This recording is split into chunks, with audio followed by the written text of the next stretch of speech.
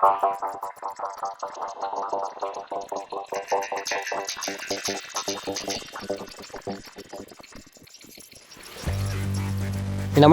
मैं कुमार और आप देख रहे हैं स्टार मिथिला। जुड़ गई संपूर्ण मिथिला, एक हो गया दरभंगा फॉरबिसगंज रेलखंड।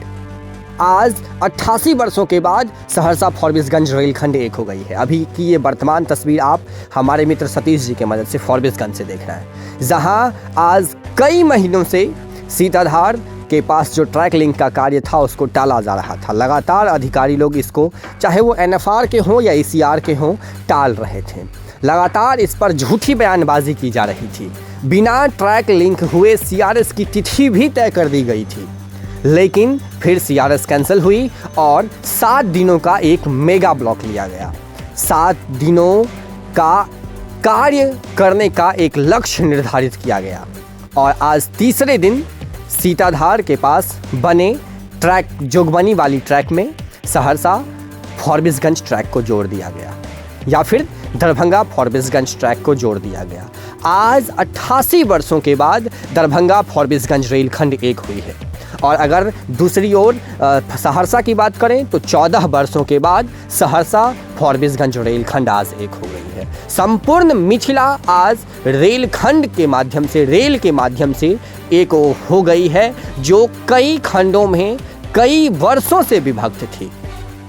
इन अथक प्रयास के लिए दोनों जोनों के DRM का सबसे पहले धन्यवाद, जो आखिरकार एक बार कम से कम वो लोग मिथिला के बारे में सोचें और इस रूट को एक किए। इन लोगों के द्वारा एक ऐसा काम किया गया है जो अतुलनीय है, अविश्वसनीय है। इस कार्य को इस प्रकार से टाला जा रहा था जैसे लग रहा था जो 1-2 वर्ष का समय शायद और लग सकता है, लेकिन कहीं न कहीं इस वर्ष 2022 के अंत में इस रूट को एक किया गया, संपूर्ण मिथिला को एक किया गया। संपूर्ण मिथिला के लिए गौरवमयी दिन आज लगभग 8 बजे, 88 वर्षों के बाद 8 बजे के आसपास इस ट्रैक को लिंक किया गया है। हालांकि दिन में काफ़ी लंबे समयों से कार्य चली है। संपूर्ण मिथिला के लिए एक गौरवशाली दिन आज का। आज सहरसा फॉरबिसगंज और दरभंगा फॉरबिसगंज रेलखंड एक हो गया। ये तस्वीर वर्तमान की है। हम पूरी तस्वीर आपको कल सुबह में दिखाएंगे एकदम क्लियरिटी के साथ, जो किस प्रकार से यहाँ कार्य की गई है, किस प्रकार से ट्रैक लिंक होने के बाद का यहाँ का दृश्य है। ये सब सारी चीज़ें हम आपको अगली तस्वीर में यानी कि कल सुबह दिखाने की कोशिश करेंगे।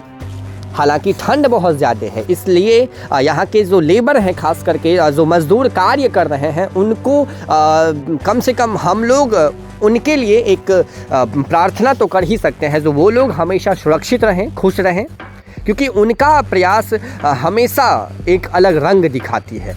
आज अगर हज़ारों मज़दूर कार्य कर रहे हैं, हज़ारों मज़दूर वहाँ पर मिल करके अगर इस ट्रैक को लिंक किए हैं और 88 वर्षों के बाद अगर सहरसा फॉरबिसगंज या फिर दरभंगा फॉरबिसगंज रेलखंड एक हुई है, तो कहीं न कहीं उन लोगों की भी इसमें एक बहुत बड़ी सहभागिता है।